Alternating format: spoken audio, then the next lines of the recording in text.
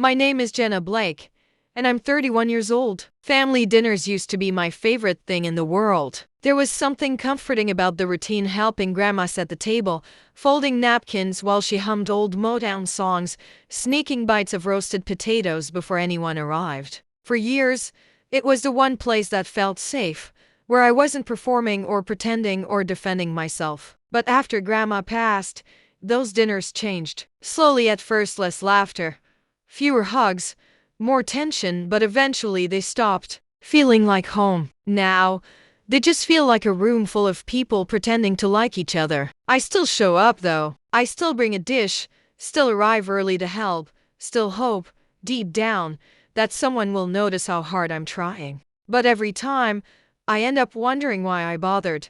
That night, I brought my spinach and artichoke casserole, Grandma's recipe. I wore a soft green sweater she once complimented. I told myself it might help. Michelle was already there, flawless. As always, hair perfectly curled, dress steamed, voice loud enough to command the whole room. She flashed me a tight smile, the kind that's more performance than warmth, and went back to pouring wine like she owned the place. She always moves like that, like everything belongs to her.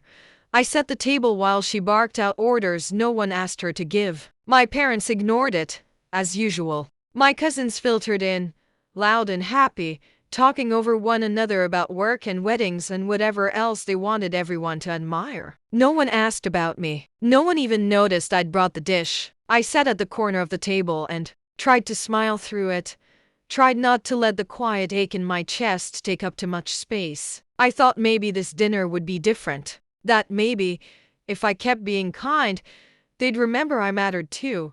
But I should have known better, and by the end of the night, they would too. I always show up early because it gives me a chance to settle in before the crowd fills the room. It's easier that way to find a spot quietly, to pretend the silence is a choice. I laid out the silverware like Grandma taught me, each fork lined up just right, napkins folded in soft squares, wine glasses placed with care. She used to hum beside me while we worked, and I'd fall into the rhythm of her movements, feeling like I belonged to something solid. But now, setting the table feels like preparing for battle, polite smiles, shallow questions, all wrapped in a performance none of us admit we're part of. Michelle hovered behind me, correcting placements she hadn't even looked at. Forks. On the left, Jenna. Like always, her voice carried that flat sweetness that made everything sound like a compliment, even when it wasn't. She touched everything I had already done, rearranging out of habit or maybe just to remind me she could. She thrives on control, even when it's something as small as napkin angles. I used to argue, but now I just let her have it. It's easier to disappear than to fight for space you're never given.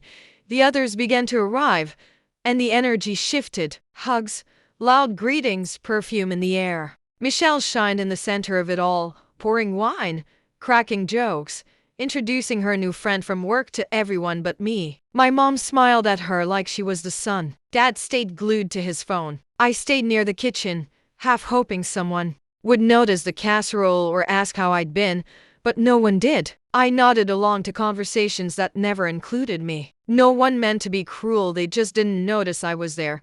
And somehow, that felt worse. Michelle has always been the one who knew how to play the room. She walks into every space like it's hers to command, and people let her. She's the kind of woman who wears designer perfume even on casual days, who orders confidently at restaurants no one else can pronounce, who makes people feel lucky just to be included in her orbit. Our family treats her like a prize. My mother practically beams when Michelle talks about her consulting job, as if each promotion belongs to her too. My father says she has presence, the kind that draws people in. I've heard that word used for her more times than I can count. Presence. What they really mean is she's loud, pretty, and unapologetically self-serving, but no one ever calls it what it is. I used to think maybe if I mirrored her just enough, if I wore what she wore, spoke how she spoke, I could get a sliver of what she had. But I never pulled it off right. I don't move the way she does. I don't speak in sound bites or keep up with appearances. I've never been good at pretending everything's fine when it isn't. And in this family, being real is the same thing as being wrong. That night, She took over the conversation without effort, bragging about her newest client, her trip to Cabo, the gift Ethan bought her just because she had a long week. Everyone laughed at her stories, even when they didn't make sense. They always do. No one questioned how she talked down to the waitstaff or interrupted our cousin mid-sentence. No one noticed how she kept glancing at me like she was waiting for me to make a mistake, but I didn't. I just kept my head down, smiled when necessary, and let her perform. I've learned it's easier to let people believe you're small than to waste energy trying to prove otherwise.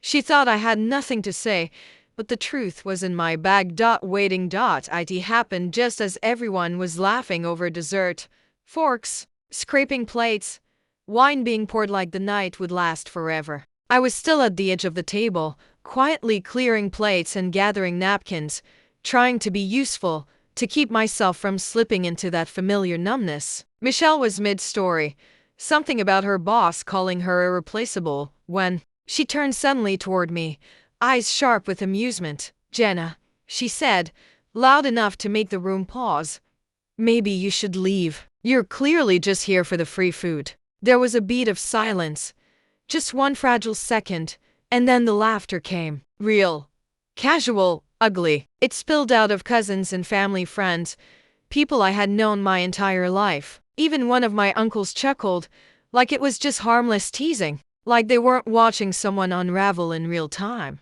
I stood there holding a stack of plates frozen as the heat rose to my face and my stomach dropped. I didn't say anything. I didn't have the words. Because how do you explain that someone just stole the last bit of dignity you were trying so hard to hold on to? Michelle sipped her wine and smiled like she'd done me a favor, like she'd said what everyone was thinking. My mother glanced away. My father didn't look up from his phone. Not one person said a word in my defense. I stood still and swallowed the burn in my throat, too proud to cry, too tired to fight. That moment should have broken me. It should have sent me out the door with my head down and my heart in pieces.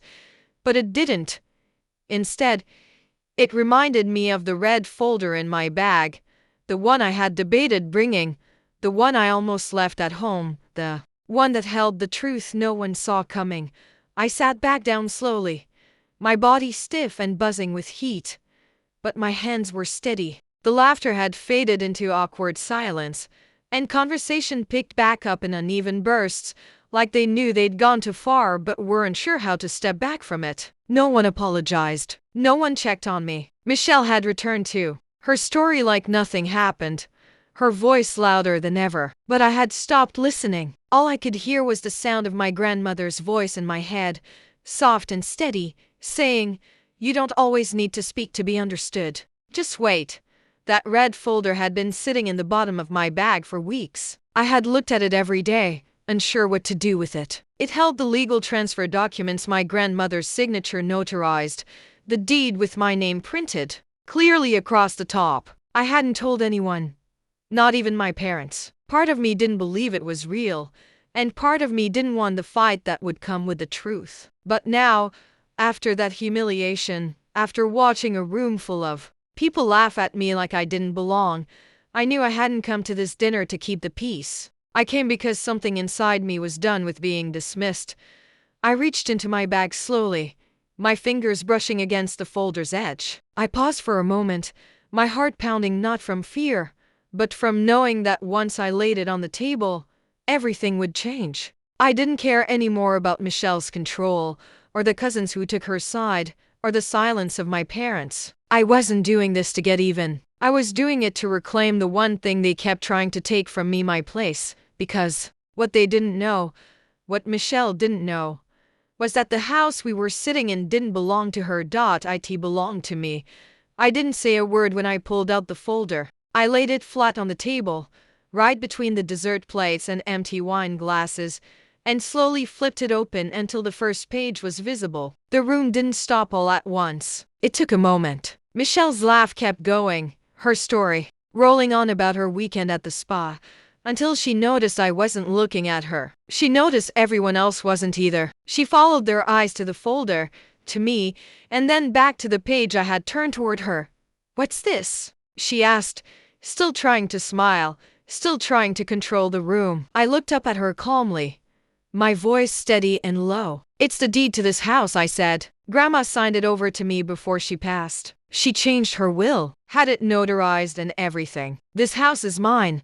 The air went thick. No one laughed. No one moved. Forks hovered mid-air, mouths still slightly open from half-formed reactions. Michelle blinked slowly, and then again, like she hadn't heard me right. Her face drained of color as she leaned forward, reading the bold line of my name printed across the top of the document. Her lips parted, but no words came out. Her silence was louder than anything she'd said that night. I straightened my shoulders. "So when you said I should leave, Michelle," I continued, "you forgot something important. As the legal owner of this property, you're the one who's no longer welcome." It landed hard. The truth didn't need to be shouted. It didn't need to be dramatic. It just needed to exist in the open, where no one could deny it anymore. The people who laughed earlier sat frozen now, their discomfort thick and unspoken. My parents looked stunned. No one reached for me. No one tried to smooth it over. I finally had the floor not because I fought for it, but because the truth demanded it.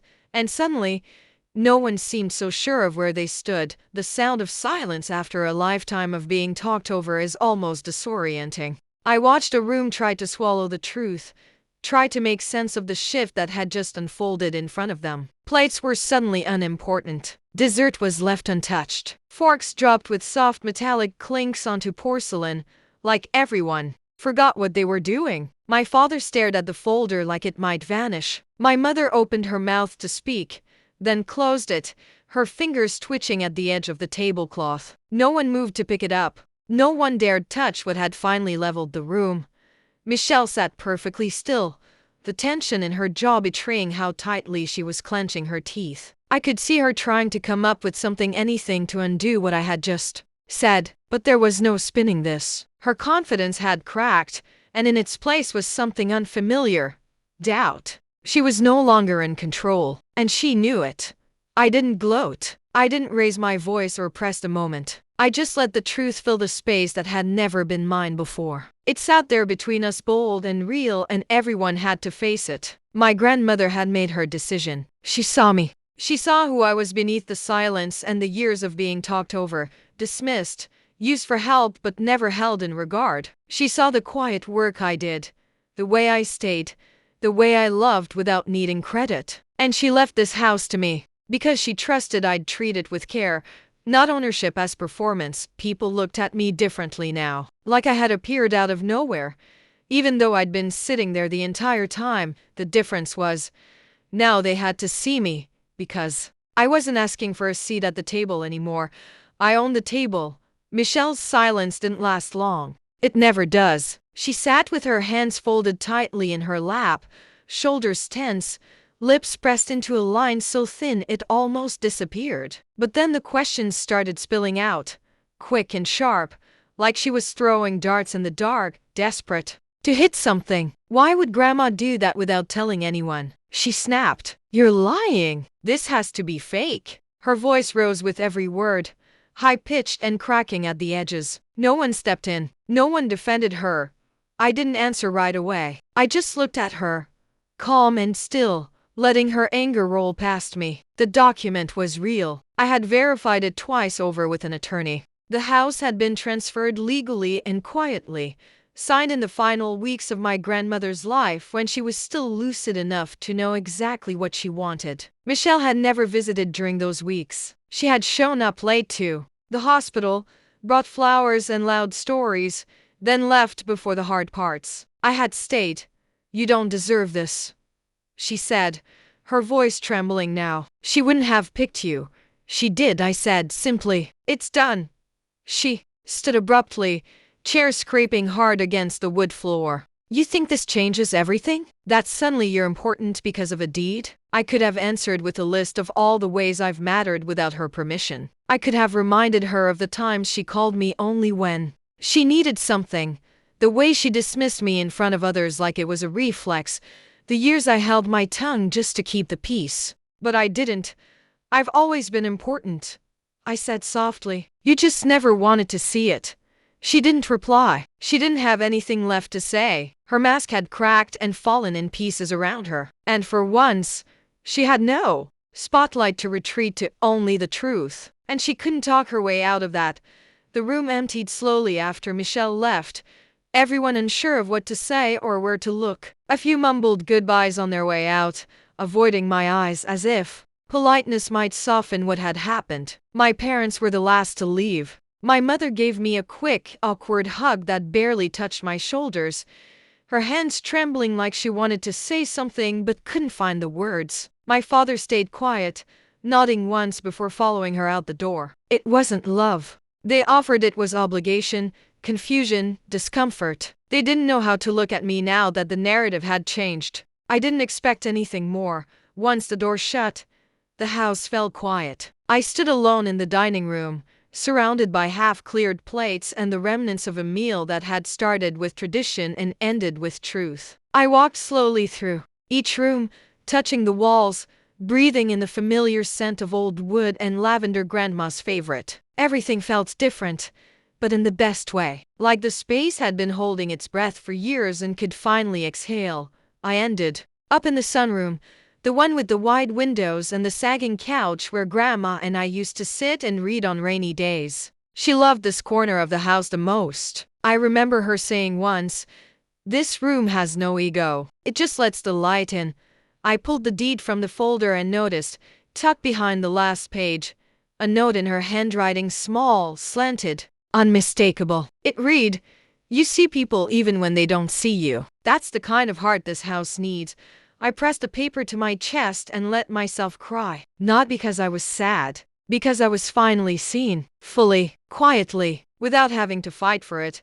This house didn't just belong to me now. It had always belonged with me.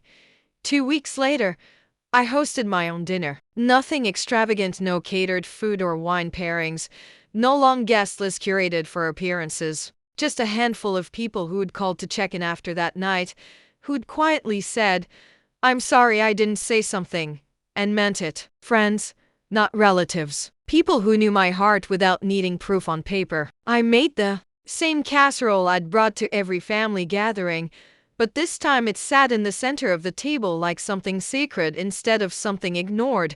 The house felt different that night, not because of the people in it, but because of who I was in it. I wasn't shrinking or performing or hoping to be included. I was just home. I had cleaned the dining room, rearranged the furniture in the living room, pulled open the curtains Grandma used to keep drawn. Every space I touched, I did with intention, not to erase what it had been, but to reclaim it, to make it mine. After dinner, I stepped outside onto the porch with a cup of tea, wrapping myself in one of Grandma's old shawls. The air was crisp and quiet. The lake shimmered in the distance, the trees whispering softly in the dark. I stood there and thought about every version of me that had ever walked into a room hoping to be seen, hoping someone might remember I mattered. I thought about how many times I had left those dinners feeling invisible, how many years I let silence make me small. Not anymore. Owning this house didn't make me powerful, but it reminded me I never needed permission to exist fully in my own life. Michelle could keep her spotlight. She could keep her curated image and whatever story she told herself to sleep at night, because I had something better. I had the keys, and I knew exactly who I was when I turned the lock.